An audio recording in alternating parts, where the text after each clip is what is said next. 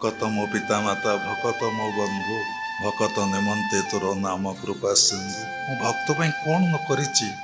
ମୋ ଅବତାର ହେଇଛି, ରାମ ଅବତାର, କୃଷ୍ଣ ଅବତାର, ଶ୍ରେଷ୍ଠ ଅବତାର।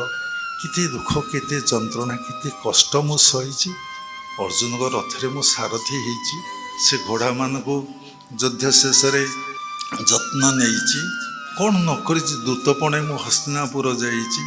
14 ବର୍ଷ ବନବାସ ଧନୁତୀର କାନ୍ଧରେ ପକାଇ ମୁଁ ବୁଲିଛି କେତେ ଖାଲି ପାଦରେ। କ'ଣ ନ କରିଛି ମୁଁ। ତେଣୁ ଭକ୍ତ କଥା ପାଳନ କରିବା ପାଇଁ ମୁଁ ବାଧ୍ୟ।